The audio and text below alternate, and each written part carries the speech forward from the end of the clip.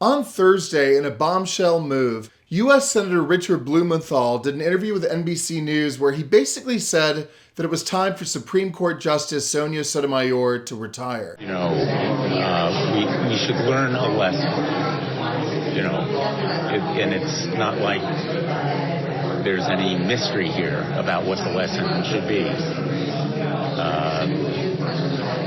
The old saying, graveyards are full of indispensable people, ourselves in this body included. For Blumenthal, a prominent Democrat who also sits on the Senate Judiciary Committee, which confirms Supreme Court justices, to make those comments to the press was a shock to many in politics. And now it's opened up the floodgates for speculation on what the justice might do next. Sotomayor was nominated by Barack Obama in 2009 and is among the more liberal members of the Supreme Court. There has been growing pressure from some legal scholars and commentators for her to retire, given the makeup of the court and the fear that if Donald Trump wins the presidency in November and Republicans win back the Senate, Trump might have the chance to choose a conservative successor for her seat. Progressive media personality Mehdi Hasan recently wrote an op-ed calling on Sotomayor to step down and also appeared on CNN to make the case. I have PTSD from 2020. I think the Democrats didn't learn lessons. Look, what are we talking about? Abortion rights. How did that happen? Dobbs. How did the Florida decision happen today? DeSantis appointed 5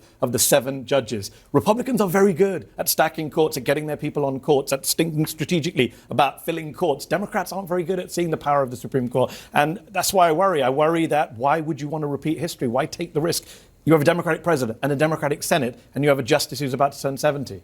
In addition to Hasan, the issue made its way onto The View this week, where the ladies debated whether it was a good idea. To defend Mehdi a bit, he did call for Clarence Thomas to recuse from January 6th. He's very progressive. I think he and I don't agree. I'm sure he is, but this is not, for me. Yeah.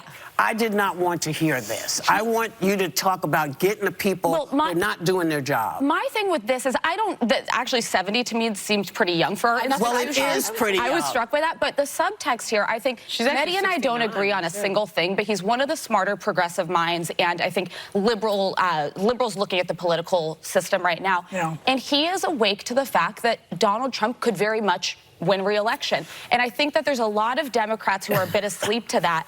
And there's this kind of fear of, well, it's the Nikki Haley Republicans who are going to lose this for Joe Biden.